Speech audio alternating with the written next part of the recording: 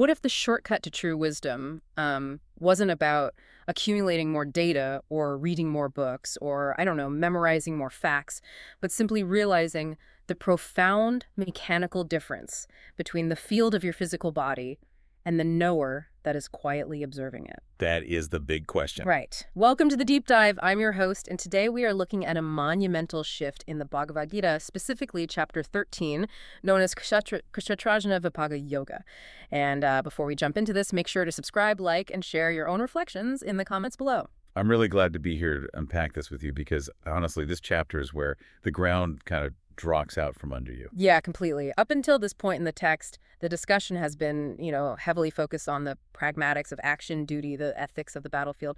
But here, it just pivots. It's a jarring pivot for a lot of readers, but it's entirely necessary.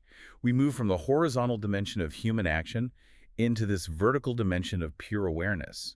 We're plunging into the deepest metaphysical concepts of matter and consciousness. And we're guided here heavily by the 8th century commentary of Adi Shankaracharya, right? Yes, exactly. His non-dualistic perspective is key here. His core thesis is that the human condition is basically a state of profound amnesia. We suffer because we have conflated the instrument of our experience with the one who is actually experiencing it. Like a mistaken identity. A mistaken identity on a cosmological scale. And his argument is that realization of the self as distinctly separate from the body isn't just a nice thought experiment. It is the strict, absolute prerequisite for liberation. Which makes the mission of this deep dive so incredibly important. We are trying to understand the ultimate importance of true knowledge in transcending that ignorance. So as we get into this, I want to give you, the listener, your first listening prompt. Pay close attention to Krishna's exact definitions of kshetra and kshetrajna. See if you can catch the distinction. Right, because the Sanskrit here isn't just poetic, it's incredibly precise. So let's break down those terms. The first one is kshetra. Kshetra literally translates to the field. And in the immediate context of the text, Krishna defines this field as the body, the mind, and the senses. Everything that makes up your physical and psychological vehicle. But the etymology is where it gets really fascinating. Shankaracharya unpacks 3 distinct root meanings that explain mechanically why the body is categorized this way. What's the first one? So the first root implies something that is heavily protected against injury. Which we see biologically everywhere. Oh, absolutely. The human nervous system is entirely wired for self-preservation. Your amygdala is constantly scanning for threats. Your immune system fights off foreign invaders 24/7. Right, or like how your pain receptors force you to pull your hand away from a hot stove. Exactly. The entire organism is built around protecting the boundary of the field. It is a fortress designed to keep the outside out and the inside safe. But then that leads right into the tragedy of the second root meaning. It does, because despite all of those intense biological defense mechanisms, the second root of kshetra means that which perishes or wastes away. Wow. So it's doomed from the start. It is fundamentally subject to entropy. It doesn't matter how meticulously you protect the field with organic diets or the best medicine or your evolutionary instincts. It is governed by the second law of thermodynamics. It decays. So the physical form is just a temporary arrangement. Exactly. And the friction between that first instinct, to protect the field at all costs, and the second reality that it will inevitably decay, that friction is the baseline generator of almost all human anxiety. That makes so much sense. We're fighting a battle we literally cannot win. Right. And then we get to the third root meaning, which adds this dimension of time and consequence. The field is the place where the results of actions are fulfilled, much like an actual agricultural field. So you plant a seed and eventually a crop grows. Precisely. In the context of the body and mind, this is the mechanics of karma, and in modern terms, neuroplasticity. The thoughts you repeatedly think, the actions you take, they wire the brain and condition the body. The field is the harvest ground for every choice you make, yielding experiences of joy or sorrow. It's a closed loop. A closed system of cause and effect. But this is where the text introduces the ultimate disruptor to that closed system, and that is Kshetrajna. Knower of the field. Yes. If the field is the entirety of the observable universe, including your physical body, your circulating hormones, the firing of your neurons, then the knower is the singular formless awareness that renders all of that observable. It's the conscious entity that makes the body an object of its knowledge, like observing it from head to foot. Okay, let's unpack this with an analogy. If I'm a scientist looking at a Petri dish, I am the knower, and the bacteria cultures in the dish are the field. If the bacteria get a virus, I don't get the virus. I'm just watching it happen. That's a great way to look at it. But human ignorance is like the scientist completely forgetting they are looking through a microscope and actually believing they are the bacteria in the dish. That is the perfect modern translation of avidya, or fundamental ignorance. And the text validates that completely. It explicitly points out that qualities we normally identify with, like desire, repulsion, happiness, sorrow, and even our sentience and psychological fortitude, those are categorized as modifications of the field, not the self. Wait, really? Even things like sentience and fortitude? Yes. They are part of the bacteria's experience, to use your analogy. They belong to the biological machinery. But the ultimate twist from the text, the part that requires real cognitive discipline to grasp, is when Krishna says, "Understand me to be the knower of the field in all the fields." Oh, wow. So he's saying the supreme consciousness is the ultimate observer in every single being. Exactly. He doesn't say there's a separate isolated knower for every biological body. He asserts that the supreme reality is the singular observer looking out through the eyes of every living entity. It's like instead of consciousness being generated by the brain is more like a radio receiver tuning into a single universal broadcast. The radio receiver analogy captures Shankaracharya's commentary perfectly. The mundane state of suffering only happens because the knower falsely identifies with the field. The radio thinks it is the music. That is just, it's such a massive shift in how we view ourselves. Which brings us to the second listening prompt for you guys listening. Now, we are going to list the qualities that constitute true knowledge. Listen closely and see which of these surprises you the most. Because Krishna completely redefines what it means to be knowledgeable. He strips the word of its intellectual baggage. It's not about how many books you've read. Right. It's not about being a trivia master. Yeah. He lists these attributes enthusiastically, not just as virtues, but as knowledge itself. The list includes humility, unpretentiousness, non-injury, forbearance, uprightness, service to the teacher, purity, steadiness, self-control, dispassion towards sense objects, and absence of egoism. It reads like a standard moral checklist at first glance. Yeah, exactly. Be a good person, basically. But Shankaracharya explains why these are called knowledge. It's not about moralizing. They are called knowledge because they are the direct, mechanical means that lead one to the realization of the knower. They reduce the friction in the mind so it can reflect the truth. Let's look at humility, for example. We usually think of humility as just being polite. Right, a social nicety. But cognitively, defending your pride requires a ton of processing power. Your ego goes into overdrive. Humility actually turns down the noise so you can see reality objectively. Exactly. Everything opposite to this list, like arrogance, cruelty, pretentiousness, it's strictly defined as ignorance because it thickens the boundary of the ego. It reinforces the illusion that you are separate. But there are some really surprising elements on this list, like reflection on the evils of birth, death, old age, disease, and sorrow. To our modern culture, that sounds incredibly pessimistic. It sounds morbid if you identify with the body. But as a cognitive tool, it's brilliant. By facing the reality of decay, you break your deep-seated attachment to the physical form. It forces you to ask, if everything I observe is dying, who is the I that is observing it? Right. It pries the knower away from the field. Okay, but here's another one that caught my eye. A distaste for crowds, alongside resorting to solitary places. Wait, why is a distaste for crowds considered spiritual knowledge? Isn't that just being introverted? I get why it sounds like that, but we have to look at the source text and the mechanics of human attention. We are deeply social creatures wired with mirror neurons. When you're in a crowd, your nervous system syncs with the collective emotion. Social contagion. Exactly. An uncultured crowd distracts the intellect with external appearances and anxieties.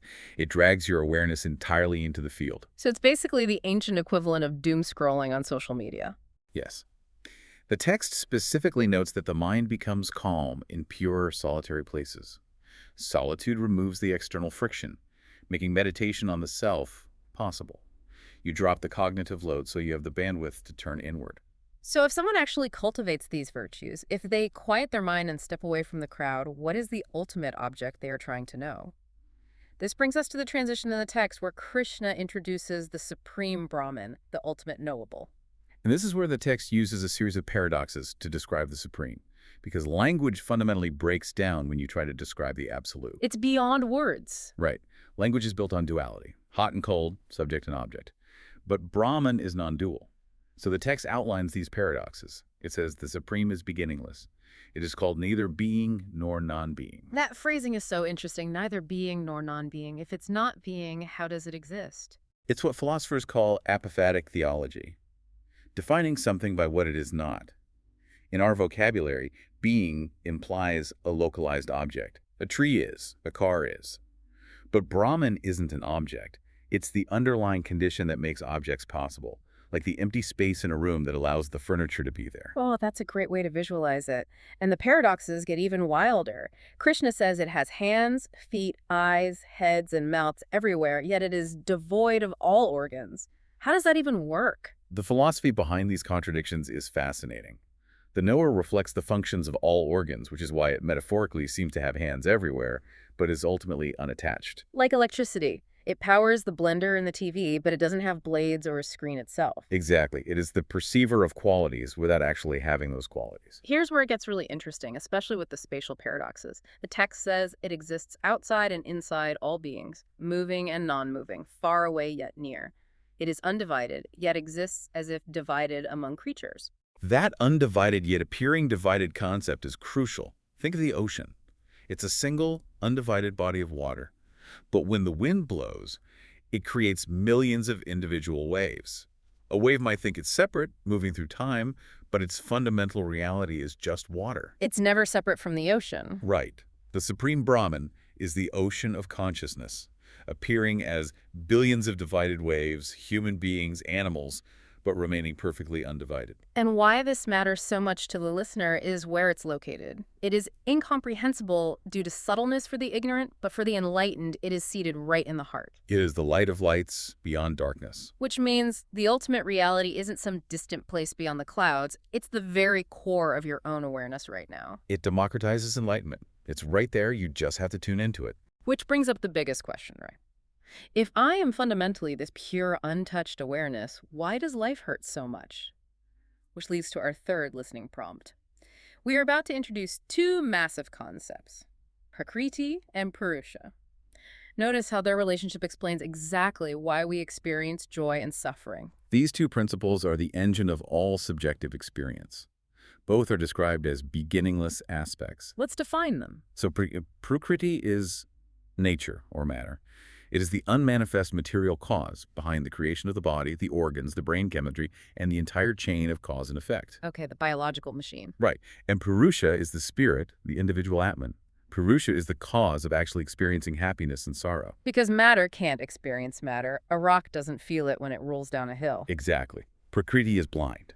It requires Purusha, the light of awareness, to illuminate the experience. And the source text uses this to explain mundane existence, the cycle of birth and death. It happens simply because Purusha seats itself in Prakriti. It buckles into the ride. It does. It begins to identify with the qualities of nature.